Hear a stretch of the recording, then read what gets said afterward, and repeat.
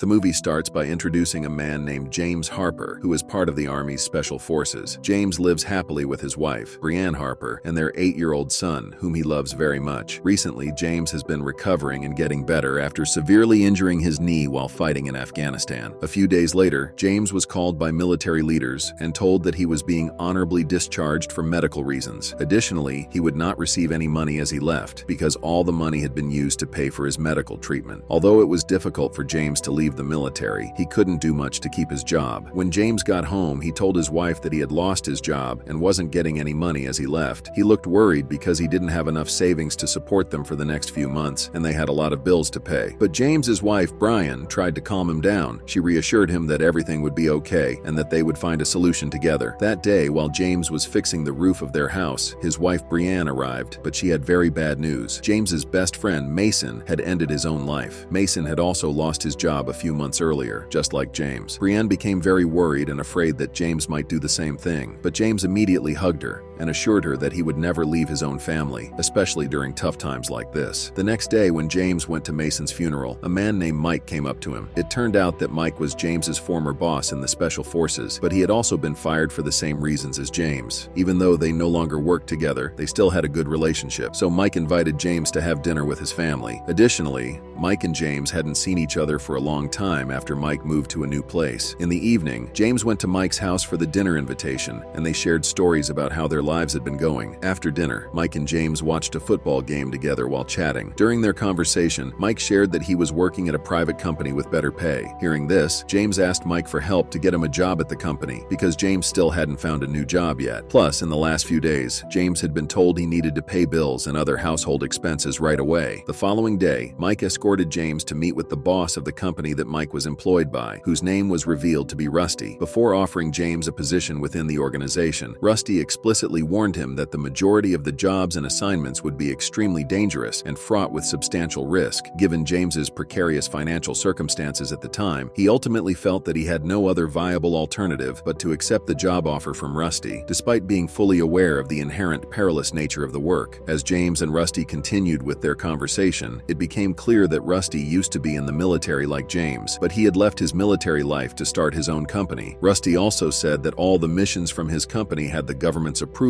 and support, so James didn't need to worry about being arrested while carrying out the missions. After James officially joined, Rusty gave him his first task, which was to go to Berlin for a few weeks to spy on someone. When James got back home, he told his wife Brianne that he had found a new job that paid well, but it required him to go abroad for around 2 weeks. Brianne had to agree to this. The next day, James flew to Berlin and stayed at a hotel that Mike had arranged for him. A few hours after arriving at the hotel, a woman named Katia came into James's room and introduced herself as one of Rusty's employees. There, Katia told James that his job was to spy on a scientist named Salim, who was known to have worked with terrorist groups to develop biological weapons. In the evening, after getting all the equipment ready, James went to carry out his first mission. He recorded everything Salim did at home and in the lab where Salim did his research. After watching Salim's activities and collecting all the information needed for a few days, James got a message from Katia telling him to come to the base. When he got to the headquarters, James met with Mike, Katia, and another co-worker named Bobby. Mike explained that Salim was developing a very deadly biological weapon to sell to major terrorist groups. Their mission was to kill Salim and take all of his research data on the biological weapon from the lab. However, the lab had a security system linked to a nearby police station, so they had to be very careful. As a backup plan, in case the Berlin police cornered them, they could run into the forest and through the river tunnels. That night, they got all the equipment and weapons they needed before leaving for their destination together. When they arrived, James and the team started sneaking around and taking down the guards one by one so they could break into the lab building. After searching the rooms, they finally found Salim and immediately threatened him at gunpoint to give them all his research data. Mike then told Bobby to transfer all the data to their computer, while James was told to kill Salim. Hearing this, Salim kept pleading with James not to kill him, saying he was just a scientist trying to save millions of lives through his research. He also asked James to help make a copy of his research data and store it in a bank vault that only his wife could access. However, James didn't believe Salim's words, so he immediately killed him by injecting a deadly chemical. After making sure Salim was dead, James set the lab on fire to make it look like an accident. But just as they were about to leave, 2 police cars surrounded them, so a gun battle broke out between the police and Mike's team. Unfortunately, Katia and Bobby were killed in the shootout, and Mike got shot in the leg. Realizing the situation was getting worse, James quickly picked up Mike and took him to the the forest so they could hide in the tunnel by the river. After swimming for a bit, James and Mike stopped in a safe spot so James could treat Mike's gunshot wound. James even had to do a blood transfusion right away because Mike had lost a lot of blood and was in serious condition. After Mike recovered, they planned to go back to the base right away, but then James's knee got hurt again and he couldn't stand up. He told Mike to go ahead and give Rusty the research data, while James would catch up once his leg had healed. For the sake of their mission, Mike had to leave James behind and go to Rusty first to give him the data. Before leaving, Mike told James to go to a hotel called Salvina and wait there until Mike came back to get him. A few hours later, once his knee had healed, James went to the Salvina hotel like Mike had said. In the hotel room, James found a passport that Mike had left for him beforehand, along with a message saying he'd be back in 6 hours. But after waiting a long time, Mike still hadn't shown up, and James felt something was wrong, so he decided to leave the hotel. James then called Rusty to ask about Mike's location, and Rusty said their mission had been leaked and the police were starting to hunt them down. Rusty said that Mike never came back with the research data, so he assumed Mike had been killed. Rusty then told James to give him his location so Rusty could send someone to get him. But when James saw the people Rusty sent, he had a bad feeling and decided not to go with them, thinking Rusty might have been the one who killed Mike, and James was right about his hunch. Immediately after James went off in a different direction, Rusty became angry and instructed his people to arrest James and kill him. Upon hearing the sound of gunshots, James quickly ran away in an attempt to escape from Rusty's men who were now pursuing him. Following an intense and lengthy chase, James was ultimately able to evade Rusty's men by hiding and taking cover under a bridge. During this evasion, James managed to take down and incapacitate 2 of Rusty's pursuing henchmen. Before one of the incapacitated men died, James had a chance to question him and learned that it was Rusty who had ordered these men to kill James. After this confrontation, James then proceeded to send a message to Rusty's phone, making Rusty believe that James had been killed. After enduring a lengthy and exhausting journey, James took the opportunity to rest and recuperate at an underground train station while contemplating his next course of action. Suddenly, he was reminded of the soothing, reassuring words spoken previously by Salim, as well as the copy of the research data that Salim had hidden away at the bank. The following day, James made his way to Salim's residence and requested that Salim's wife retrieve the copy of the research data from the bank where it had been hidden. At first, Salim's wife initially refused to comply with James's request to retrieve the research data from the bank. However, after James resorted to threatening harm against her son, she ultimately felt compelled to acquiesce to his demands. The two of them then proceeded to the bank, where they were able to access the vault and retrieve the necessary data. With the research data now in his possession, Salim's wife handed it over to James. As soon as James had obtained the data, he immediately set about reviewing and examining the details of the research that Salim had previously conducted. Upon closely examining the research data that he had obtained, James appeared to be surprised to discover that Salim was simply a regular scientist, rather than someone more nefarious. It became clear to James that Salim had been working diligently on developing a vaccine intended to combat a deadly virus that was spreading globally. Salim had planned to provide this life-saving vaccine freely to all those in need of it. However, it also became apparent that certain other parties were seeking to unlawfully obtain Salim's vaccine formula to then exploit it for their financial gain and personal benefit, rather than use it to help those affected by the deadly virus. After careful processing and comprehending the information he had just learned about Salim's true intentions with the vaccine research, James decided to return to America using the passport that Mike had previously provided him with. Upon arriving back in America, James proceeded to go to Mike's residence to inform Mike's wife that Mike had tragically passed away. However, to James's great surprise, it turned out that Mike was still alive, leading James to suspect that Mike may have been colluding with Rusty in a plot to try and eliminate him. The very next day, James decided to secretly trail and monitor Mike's movements to try and uncover the truth about Mike's actual intentions. However, Mike eventually became aware that he was being followed and proceeded to ambush the individuals who were trailing him. When Mike then realized that it was James who had been following him, he appeared visibly surprised, as he had previously been informed by Rusty that James had died during a prior mission. This was the reason why Mike had failed to pick up James as promised at the hotel and had instead traveled to America alone. It became clear to James that Mike had never actually intended to betray him, and that it was Rusty who had been manipulating and deceiving them both all along. James almost killed Mike because Mike had lied to him about the main purpose purpose of their mission and the research done by Salim. Mike then told James not to go back home because if Rusty finds out James is still alive, Rusty will put James's family in danger. After learning the truth about Rusty's deception and manipulation of both himself and Mike, James concluded that the only way to finally resolve the situation and set things right would be to eliminate Rusty and his entire operation. Feeling remorseful over the events that James had endured, Mike decided he would assist James by helping him carry out a raid on Rusty's compound. Together, they planned to launch this targeted strike against Rusty and his men. That evening, Mike feigned a desire to meet with Rusty, serving as a distraction and cover while James stealthily made his way into Rusty's residence through the rear entrance. Once inside, James and Mike commenced a calculated assault, methodically taking out Rusty's men one by one. This tactical operation quickly escalated into a large-scale and intense gunfight. After James and Mike had successfully eliminated all of Rusty's remaining henchmen, Mike and Rusty themselves then engaged in a final, climactic shootout. Tragically, both Mike and Rusty were mortally wounded in the exchange, resulting in their ultimate demise. Once their plan was done, James rushed to take the injured Mike to the hospital, but Mike died on the way from his bad injuries. The next day, James burned Mike's car to cover his tracks, before finally going back home to see his family. After being reunited with his family, James plans to take his wife and son and leave America to start a new life somewhere else. And with that, the movie ends.